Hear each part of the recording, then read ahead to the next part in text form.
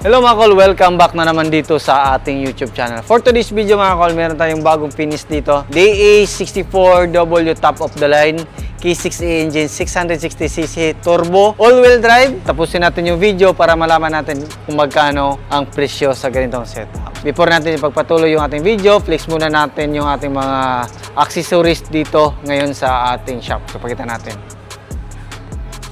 Makita natin dito mga kol, meron tayong rooftop tent na slim, hard case. So, available yan dito sa shop natin. Tapos dito, meron tayong produkto ng PIEE. So, horn, LED lights. Ito yung mga ilaw natin. Halos lahat na klase na horn ng PIEE is available dito sa shop natin. So, kung kailangan nyo ng horn na maganda, quality, original, Japan, ito yung available sa atin. Tapos to, makita natin, meron tayong mga LED lights. Then, meron tayong Bose horn. Then, meron din tayong mga air filter, dashcam, at marami pang iba. So, kung gusto ng accessories, pwede kayo mag-message sa ating Facebook page na Dodong Laagan Auto Parts and Auto Trading or sa Dodong Laagan Surplus TV. So, patuloy natin yung ating video.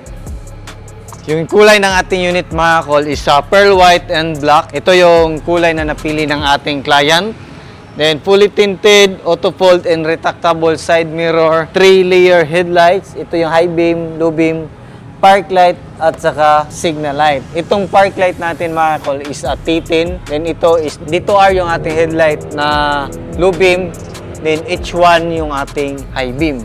Dito, original smiley grills. Then, makita natin, meron siyang original na pag-light dito mga kol. Tapos, naglagay tayo ng steel bumper. Complete LTO registered to mga kol, direct sa ating customer. Dito, makita natin naka 14 inches na brand new mugs and brand new tire. Ito yung napili ng ating customer.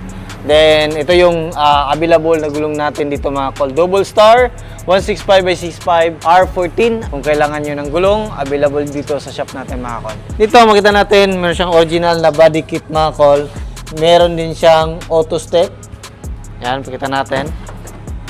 Yan yung auto step natin. Double power slide. Basta double power slide mga kol is meron siyang auto step. Naka-plastic cover dito. Pakita natin. Ayan. Tapos dito sa itaas mga kol, meron tayong gutter type na top load carrier. So, gutter type yung mga nire-recommend natin para sa ating mga minivan para mas matibay at saka madaling tanggalin kung gusto natin. Dito naman, brake drum, tapos coil spring. Yan, tingnan nyo napaganda ng kanyang mag wheels.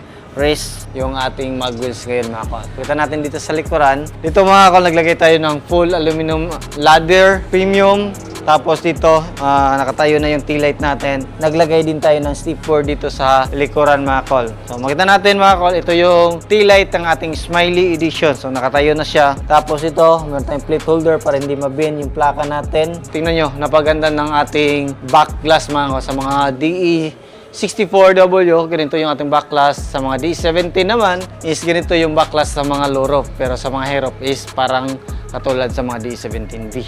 So makita natin, meron tayong original na spoiler, third light, washer sa likuran, wiper kompleto. Dito naman sa loob mga kol, naglagay tayo ng dalawang upuan, left and right. At the same time, pwede natin gawing storage box. Then makita natin dito, brand new na yung matting natin mga kol. So check natin dito sa loob. Yung unit natin mga kol is captain seat. Power slide din yung sa right side natin. At the same time, meron siyang armrest dito with cup holder. Then, meron din siyang headrest. Makita natin dito, black felt yung ceiling natin. Meron siyang hawakan dito. Naglagay tayo ng extra mini fan. Meron tayong mga extra lagayan dito. Tapos, naka brand new matting mga kol. Lahat ng unit natin is naka brand new matting. Dito naman sa loob, pakita natin yung cover natin dito is bago na din. Tapos, ayan, all power.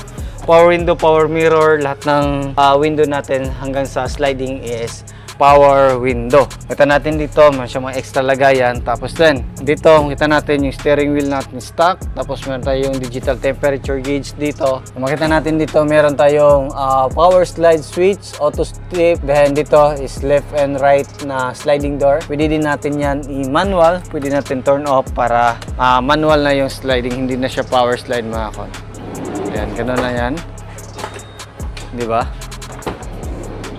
Tapos, yun, fog light switch. parking brake pedal din yung ating accelerator pedal. So, turn na natin.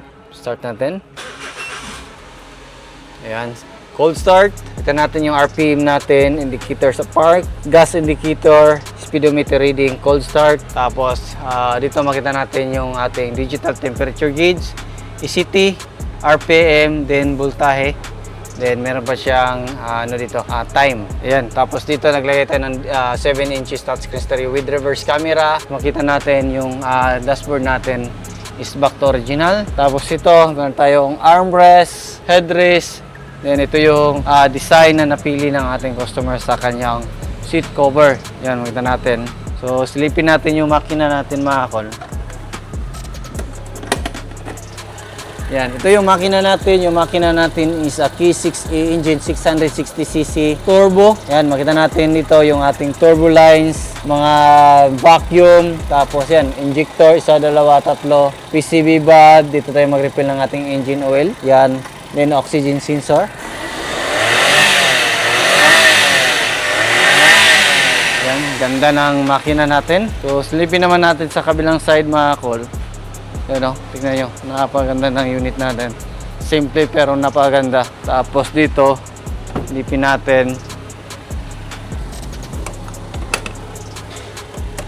Yan.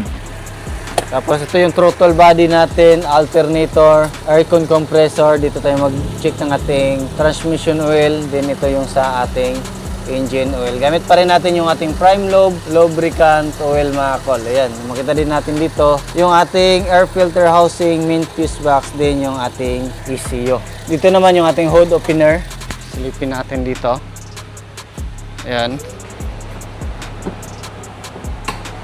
Makita natin dito yung ating windshield washer reservoir, radiator cap, then yung ating windshield washer reservoir. Dito naman makita natin yung ating brake fluid reservoir. So yan yung setup natin ngayon, mga kol, na 4x4 or all-wheel drive na DA64W top of the line. So yung presyo nito, mga kol, is umabot siya ng 395,000 all in na yan, mga kol. So kung gusto niyo ng ganitong minivan, visit lang kayo dito sa shop natin sa Purok, Barangay Santo Niño, Carmen, Davao del Norte. Na-accept din tayo dito ng repair and maintenance, heavy PMS, change oil, undercoating, Underchassis Repair, Aircon Cleaning every Wednesday and Saturday. Ayan. Pwede rin kayo mag-contact sa ating contact number na 0917-8252-412 or 0920-3394-607. So, mid to order pa rin tayo, mga kol. So, yan lang muna. Maraming salamat. Ingat and God bless sa ating lahat. Bye-bye.